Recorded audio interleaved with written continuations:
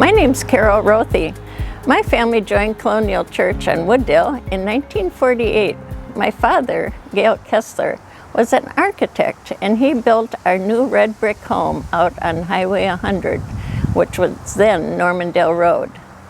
Looking back, we were like pioneers on the edge of civilization.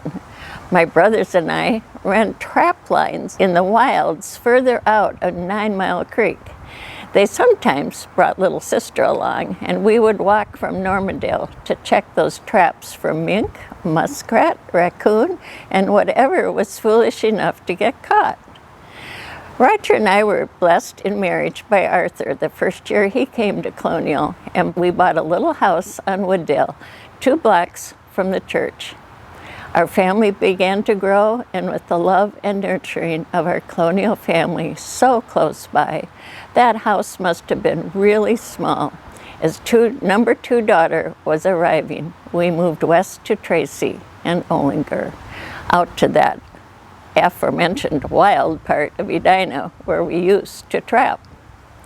Little did we know that Colonial would, several years later, realize growing pains and follow us out west to build in that same 9 Mile Creek area. My father, the architect again, said, "Foolish, it's all bog. You can't build there." Well, the engineers, of course, made it happen, and the Colonial community of faith literally walked across town onto a new church village built in the tradition of the Pilgrims. The New West suddenly felt more comfortable with my church home 2 blocks away again. Fast forward now, the children are leaving home and I'm retiring from 22 years of special education as a paraprofessional at Concord Elementary. I renewed my interest in lakeshore and water quality preservation. I had all oaks and a shady garden at my new home out here, and always longed for blooming plants. Around 2010, the church had been asked to create a shoreline buffer in place of extensive engineered drainage from their parking lots. So a 20 or 30-foot strip was set around the ponds and let go natural. Well, let me tell you what natural is in a bog.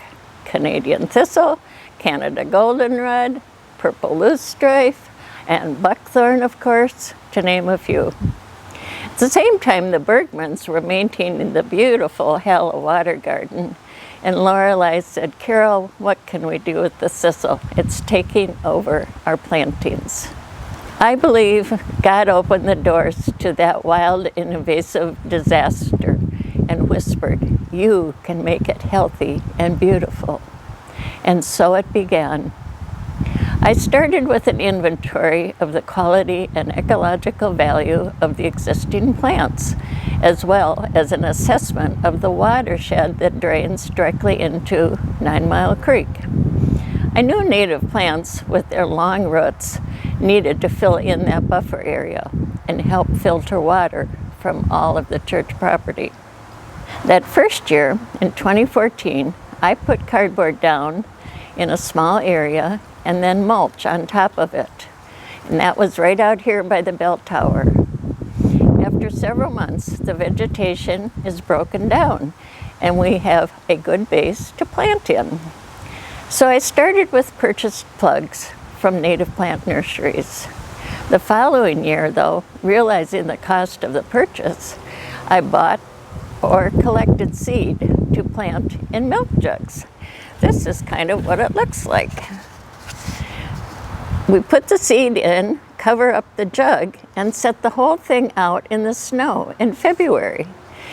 The tops are taped down, and then we let nature take its course. It's like a mini greenhouse. The seeds germinate in the spring when they're ready and get planted during the summer.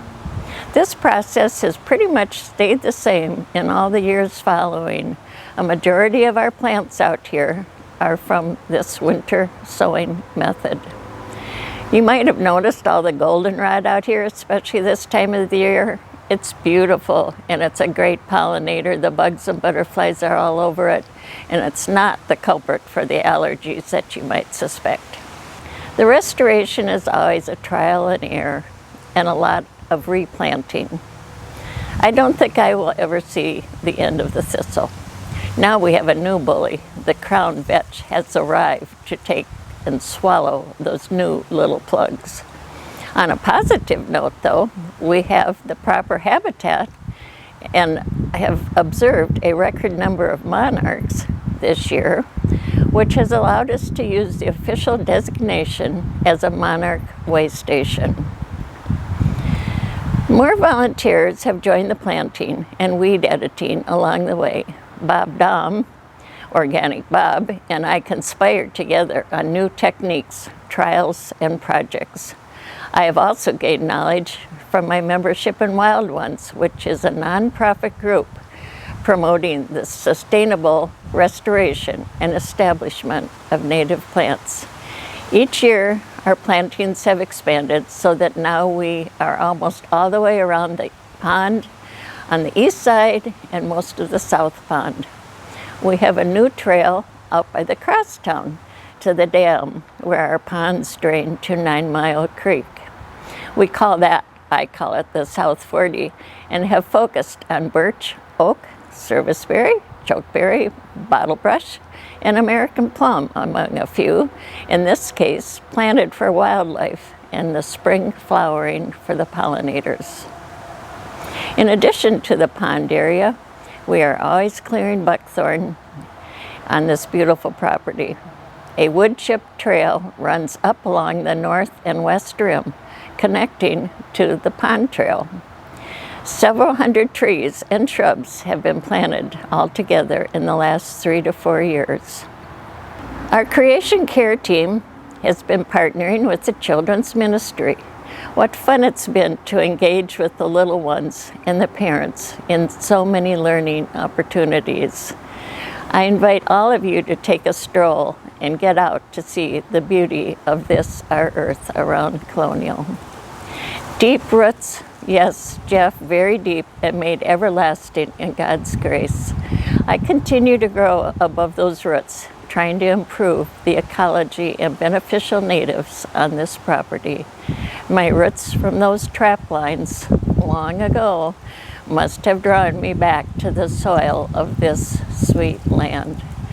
From the grand oaks on Wooddale to here, the blazing red sugar maples, Colonial will always, by any name, be my place, my comfort, and my home.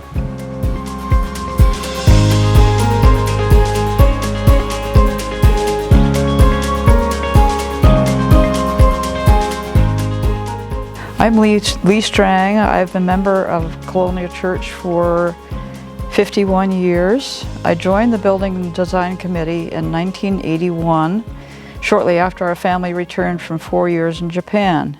Much to my shock, in the first meeting, I was also asked to be chair, which was more than I bargained for. Babs Wheeler agreed to co-chair, and we ran it together for several years before Babs retired.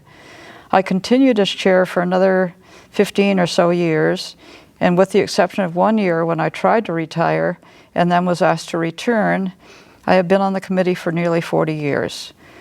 There have been a wonderful series of dedicated and talented members over these years, and there are obviously no term limits. The Building and Design Committee was formed about 42 years ago with the purpose of furnishing the brand new South Addition and of continuing to reflect the simple New England-style architecture in all furnishings throughout the building. The committee's duties have evolved considerably over the years, depending on the needs of the staff and the facility, but have included commissioning the quilts in the hearth room and the fireside room. Choosing carpeting, one test has been to pour some coffee on the carpet samples to see whether the stain could be seen after cleaning. Replacing worn-out furniture, finding cabinet makers, furniture makers, refinishers, appropriate artwork, designing the machine room where the printers, copiers, and office supplies are kept, and much, much more. In the early days, we even bought a hot water heater for the church. Most recently, we arranged for the remodeling of the men's and women's restrooms. We were also responsible for the upkeep of the courtyard and rose gardens, and for a number of years recording all memorials and using those memorials according to the needs of the church or, when possible, the requests of the donors. In order to help fund our purchases, our committee for quite a few years held an annual spring sale with items donated by the congregation. That was a lot of work, but also forged many new friendships among the volunteers. Essentially, we have been in charge of keeping up the original design concept within the church walls. We are the keepers of the aesthetic history of the church. But as the ministers, administrators, and lay leaders have changed, the extent of our work has also changed. Recently, the Building and Design Committee has been folded into the Building and Grounds Committee, and our work has been put on hold due to COVID. But we continue doing whatever is needed to keep our church looking loved.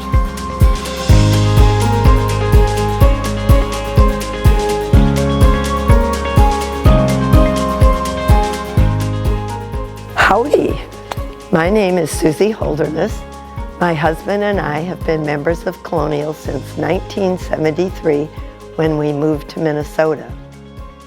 It was during the 1970s when a Roman Catholic movement was spreading rapidly to Episcopalian churches. Its name, Curcio, when loosely translated, means a short course in Christianity. The format was first a 3-day weekend for men, followed by a 3-day weekend for women. Episcopalian friends of ours urged my husband and I to try it. They told us it was informal, fun, and a dynamic spiritual retreat. Without knowing any more, we thought it sounded pretty good. Curcio is a lay-led movement, but in order for us as non-Episcopalians to attend, our minister needed to go first. This was a big ask in Arthur Rauner's very busy schedule, and yet Arthur, always a visionary, made time for this weekend retreat, thus opening the door for Colonial members. Spots were scarce in the Episcopalian weekends. Vacancies were always the last minute. Often a call came on Wednesday, which meant immediately dropping everything, leaving Thursday afternoon through Sunday. No cell phones back then, and possibly you'd go to Duluth, Rochester, or Eau Claire. It was clearly a God thing. Despite the obstacles, today, hundreds of men and women from Colonial have attended Curcio. What is Curcio? I'd say it's a booster shot for Christian faith. The weekend is fun, energetic, and spiritually dynamic. It is a 3-day experience that renews, enriches, and enhances spiritual life. It is all about agape, that fellowship and unselfish love of others, just as Jesus loved us. It challenges us to continue these 3 days, not only to the 4th day, but every day thereafter. In renewing the hearts of the faithful, the church is also renewed and strengthened, and the impact on Colonial was everywhere. Perhaps the greatest apparent impact was in the men of the church. Often husbands agreed to go to Curcio only because their wives wanted to go, and their wives couldn't go till their husband attended. Especially for men, but for everyone, attending began with trust. Trust to cancel your schedule, trust to go off for 3 days, trust in people you don't know, trust not knowing what you were attending, trust that this isn't threatening, spooky, or crazy. Trust meant letting go and trusting God. Curcio is faith in technicolor. It is not meant to be an end, but rather a beginning. Following Curcio weekends, motivated Colonial men quickly formed a group on Fridays to continue sharing and growing in their faith. That group continues today and continues to contribute to the church life in multiple ways. For women, A similar lay-led group was started on Thursdays, also continuing today. Motivated by renewal, multiple other small groups emerged to support, share, and grow. Perhaps one of the strongest contributions following Cursillo was the development of a strong lay Christian community, a community that trusts, unselfishly gives, unconditionally accepts, and loves one another. It is not an exclusive community, but one that unconditionally loves the people of God. It is a community searching always for spiritual growth. It is a community of lay people motivated to be a dynamic part of their church and their world. It is a Christian community in action. The far-reaching impact of Cursillo on Colonial continues today everywhere, in community, in groups, and in the renewed hearts of the people.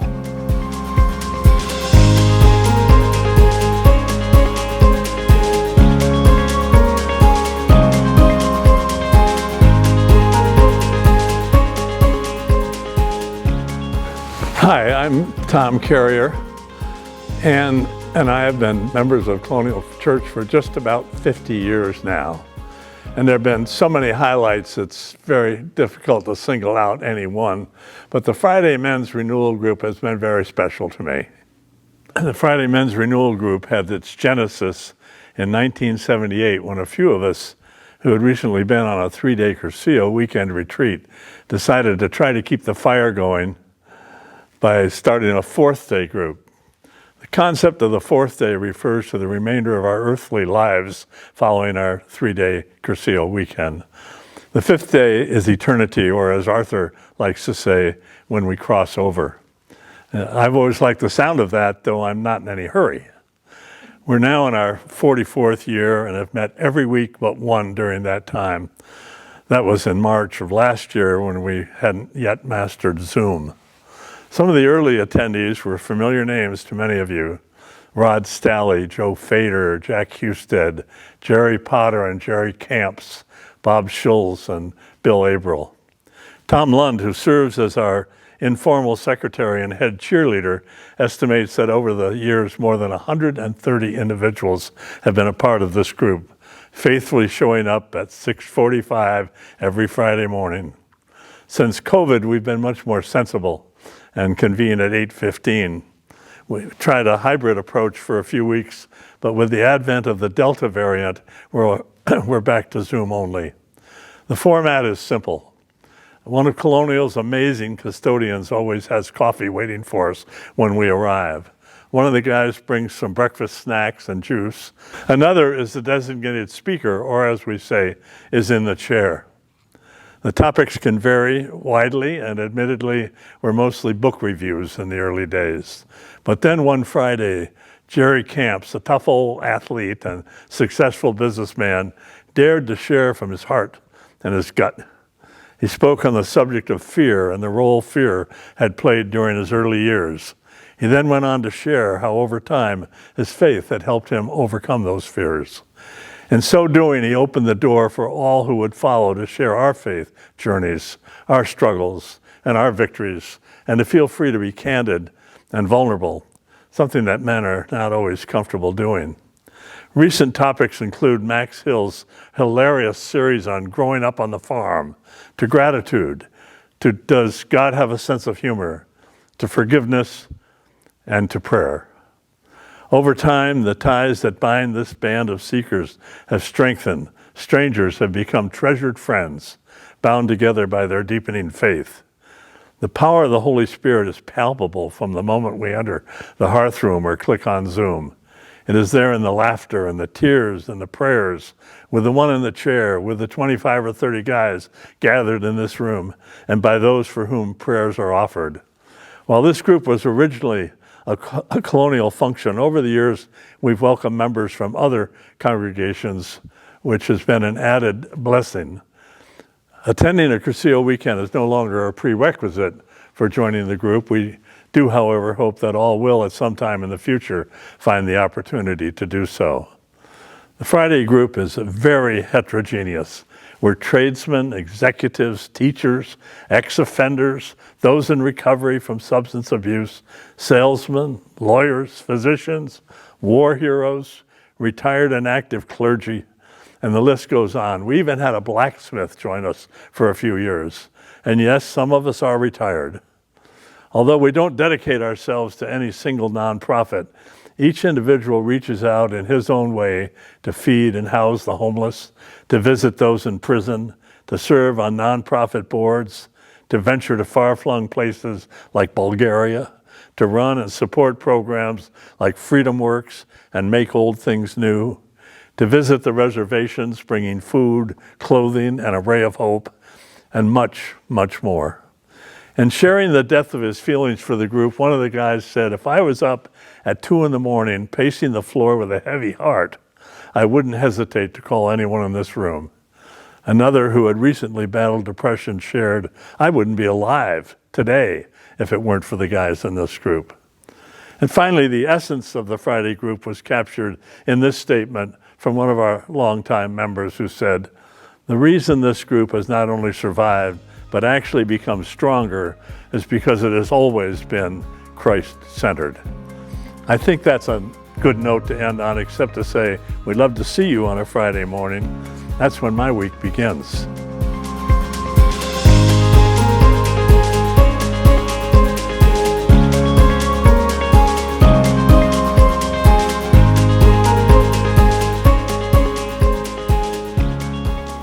Hello, my name is Jensen, and I'm grateful for the chance to share my colonial story. My husband Bud and I met while teaching at Edina High School. We had a great deal in common, however, we had different faith backgrounds. He was Methodist, and I was Catholic. Since our religions were important to us, we had trouble moving forward. Bud had taught some of the Rauner kids and had met Arthur. Bud had learned that we could get married at Colonial. And so we did, on July 22nd, 1972. But it took us a while to make the adjustment. We took new member classes and joined. Because we were both singers, we decided to join the choir. It was the best decision we could have made, for many reasons. Since the anthem for the week was always chosen to echo or support the message of the sermon, we were immersed in the message by the time Sunday rolled around. We carried the message and the music through the week. For new Congregationalists, it was great orientation. Also, the choir has been called a church within a church. This is very true. We pray with and for each other and provide care. In my case, the chorale surpassed every expectation for caring. When my husband died in December of 2017, his service was scheduled for the afternoon of the rehearsal for the very important lessons and carol service. But it hoped that the choir would sing. A friend and fellow soprano provided lunch for the singers so they wouldn't have to leave. They sang, and it was magnificent, forever etched on my heart.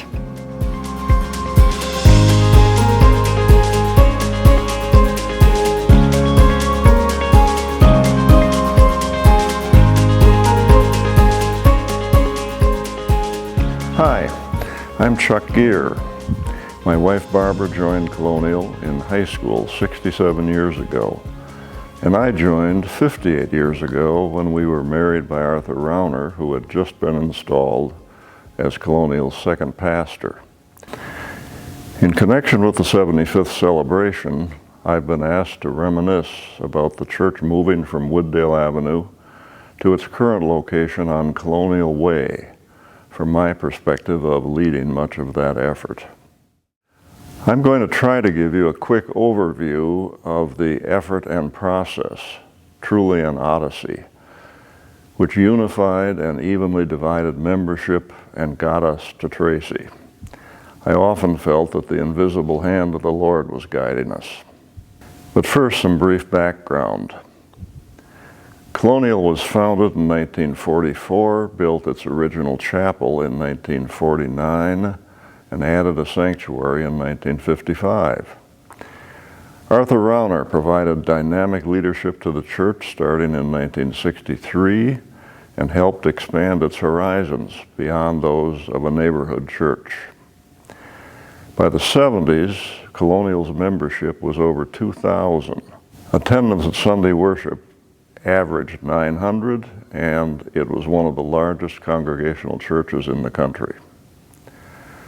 Colonial was bursting at its seams, and by the early 70s, the membership began considering future space and facility needs. At a meeting in October of 1975, after exhaustive work by many groups and individuals, the membership chose to pursue growth by selling the Wooddale site and moving to the Tracy site. But the decision to move was by a very close majority, and the church, in its Christian empathy and tradition of decision by consensus, decided to revisit the decision. A committee of 15 was formed to undertake the re-examination of all aspects of the Wooddale-Tracy choice and report back to the congregation. I agreed to chair that committee. In fewer than 3 months, the new committee of 15, 7 of whom were older members in favor of remaining at Wooddale, re-examined all of the work already done, conducted a membership survey, and submitted a 36-page report to the congregation, carefully comparing the Wooddale-Tracy alternatives and reciting information, projections, and arguments in favor and against each, as objectively as could be done. The initial report in 1976 contained no recommendation by the Committee of 15 because it had been unable to agree itself.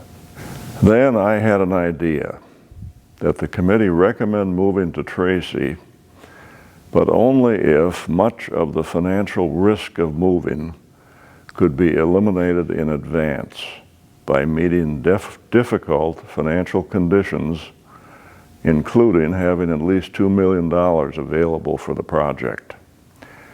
This idea led the pro-Wooddale members of the committee to compromise and to support my idea.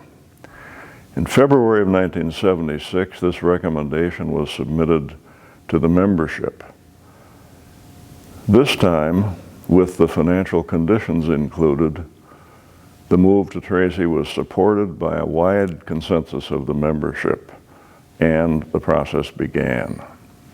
Alas, over the next year, by the work of dozens and to the surprise of many, the financial conditions were met. Pledges were ratified and increased, a commitment to sell Wooddale was obtained, and mortgage commitments were obtained. We proceeded to pull together the many challenging requirements to make the project a reality. Construction began in 1977, little over a year after the ratifying vote by the congregation to move. By the end of '78, about a year and a half later, the building was substantially completed. Wooddale had been sold, most pledges had been paid, and long-term mortgage financing had been put in place. The day that I was able to provide documentation to First Bank sufficient for it to fund the long-term mortgage and pay off the Twin City Federal construction loan was a milestone for me. One challenge after another occupied the 2-year development and construction period. Solutions to innumerable complex design, program and staff needs, construction, cost control, regulatory, financial, and other issues all had to dovetail to permit completion. The approach of the construction committee made frequent reports to the congregation and sought participation from the church. I recall, for example, that I led something like 14 all-church meetings during this period, mostly informative, but a few requiring interim decisions by the council and church at large. In February '79, a grand opening celebration was organized, and over 1,000 celebrants, marched in cold winter weather across Edina from Wooddale to Colonial Way to enjoy our triumph and conduct the first worship in our new meeting house. The unity of the church remained, and very few members left. Attendance at the new facility continued to increase, along with the membership and participation in the church. By 1983, the membership was 3,400. Our efforts were rewarded in 1980 when the American Institute of Architects recognized the building as the best small commercial new building in the country and gave Dick Campbell, our architect, appropriate recognition at its annual meeting in Cincinnati.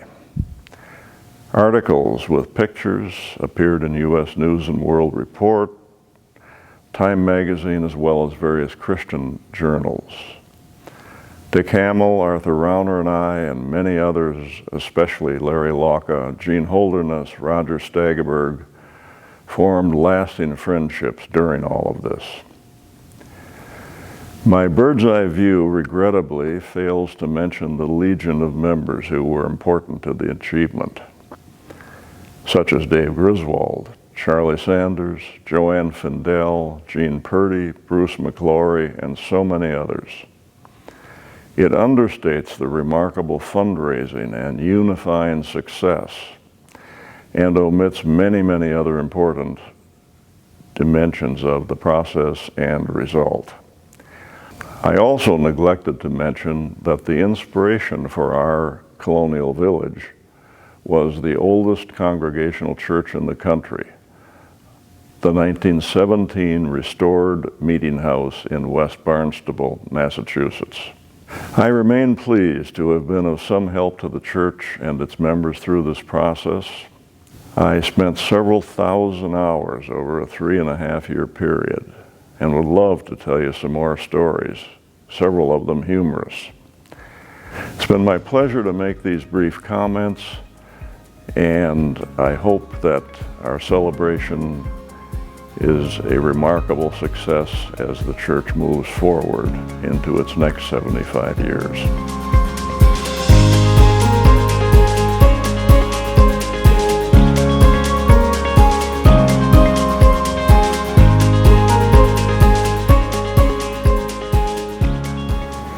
Greetings, I'm Peggy Johnson, wife of Frank Johnson. We joined this church in the mid-1970s. About that time, when I was young, I was invited to be a deaconess. I felt so honored, but it was such a time commitment. We even baked the bread for communion. One day a month, the men would meet over breakfast, the women would meet over a luncheon, and then we'd all meet together at night to pray and to go over the weeks ahead. When I was in my 3rd year, I was asked to be head deaconess, and at that time I became a member of a very small group of women only who were asked to help with families when there was a death in the family and there was a service here. In those days, when someone had passed, one of us was assigned to go to the family home and sit with the people and hear their stories and pray with them and exchange a little information. Later at the service, I would arrive, and I still do, planning on 3 to 4 hours of being here. I had a list of a lot of things I needed to do, and then I prayed, and then I prepared to greet the family and then to greet their guests. A new thing is that I now pray for the people who are no longer members of churches and many who have never been a part of a faith community. Before this service, the family and I go into the hearth room and the minister joins us. It's usually been Arthur and now Jeff, and they are amazing with their prayers and their comforts. Then we go into the meeting house and the service begins. The reception, usually in the Commons, was a tea, and we had a silver service, and someone was seated to be hostess, and the women of the church baked pretty small tea cookies, and we served nuts and mince. Now we have Chef Jeff, who is a dedicated Christian and a beautiful chef. Often the service is not here. The reception is in the Great Hall. So all the things on display here have to be moved. That includes tables with memorabilia and easels and flowers. Following this service, the family goes to wherever the reception is going to be, and if they want a receiving line, we make that happen. Then I go to my second list, and on that, among other things, is to make sure the family receives a copy of the service itself. Each service is a little different, but one time, a family had us go outside, and they released boxes of butterflies. It was beautiful. Another time, Joanne Metcalf had gotten a call from the police department saying that homes were being robbed during funeral services. So I became a house sitter, and Frank joined on that one. I know it's a ministry, and I feel God's grace in every part of it. I am just so grateful that I am still a part of it and able to do it. As Joannie would say, love, love.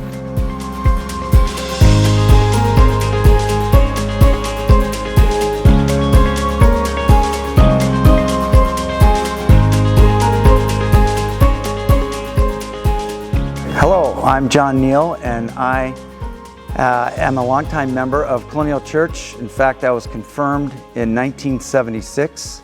We were 76 kids in 1976, 76 and 76, and I'm here to talk about Camp Pyro.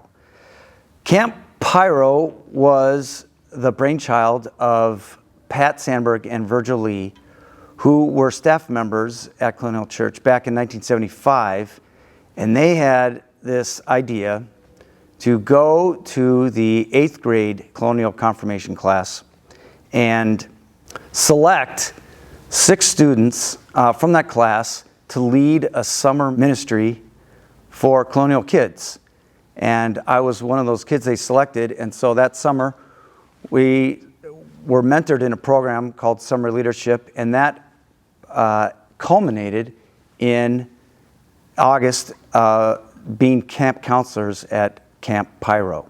So the idea was that these high school kids would be counselors to these grade school kids, and you would get this relationship formed with these grade school kids who just idolized these high school kids, and it created this connection and this atmosphere of permission. And what resulted was just this community for a week of camp where kids were just felt safe and loved, and we just had a blast. The counselors had a great time. They were ministered to, the kids, the campers, of course, and even the staff.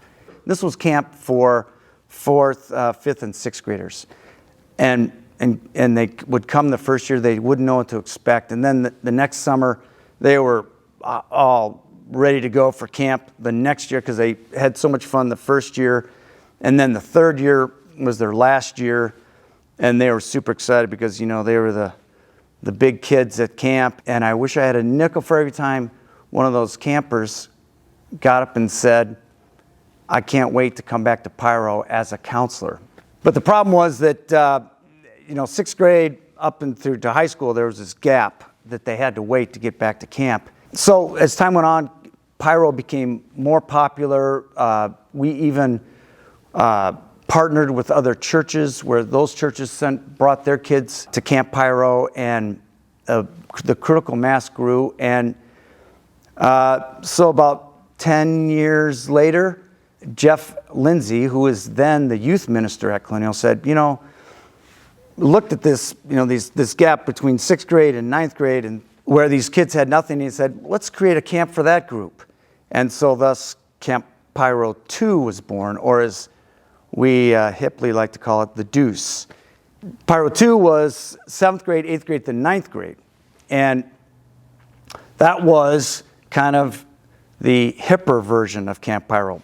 Camp Pyro for the little kids was pretty traditional, pretty straightforward, but Pyro 2 was like just over the top insanity. To give you an example, like at Pyro, we would lead music with a couple guitars, But at Pyro 2, it was full band, electric guitars, drums, bass, some keyboards. It was rocking. And of course, the counselors at Pyro 2 were college kids. And again, you had this relationship formed with these junior high kids, just idolizing these college kids. And again, this bond of this connection was formed, and it really facilitated sharing and experiences that these kids had never had in their lives. And it was moving. So then it was, you came into Pyro at 4th grade, 3 years of Pyro, 3 years of Pyro 2. You come out of Pyro 2, and then you go back and you're a junior counselor or a counselor at Camp Pyro. And then you go to college and you came back and you were a counselor at Pyro 2. And then some of these college kids became interns at Colonial, and then some even went on to seminary and ministry and youth ministers. So there was a real ecumenical sort of attitude sort of fostered by Pyro as it ministered to thousands and thousands of kids over the years. You know, this idea of the priesthood of the laity, where empowering the people to minister to them, to each other. And that was what Pyro was all about, was that process. And in that process, the mentors were blessed, and the campers. It was all a blessing to everybody. And experiencing camp as a camper was amazing, but it was also amazing, again, as they became counselors in that role to mentor the campers. Same camp, but yet a completely different experience, and just as powerful. I have memories of at Pyro, we're sitting around on the last night, we have 100+ people around this big bonfire, and we're all singing songs and just enjoying our last night together, and having these 6th grade kids stand up in this large group of people and share their experiences and the beginning really of their faith journeys. And that was moving. And I think, and that's what was special about camp, was it was a very meaningful experience, but also it was just a blast. It was fun. Part of the reason why it was so successful was because it was so fun. There was program that we did that it was the same for decades, and it just worked, and it was almost formulaic in its nature, because kids would come together the first day. They didn't know what to expect. By the end of the week, we're all bonded together, and they just already, as we're leaving camp, already not being able to wait to the next year.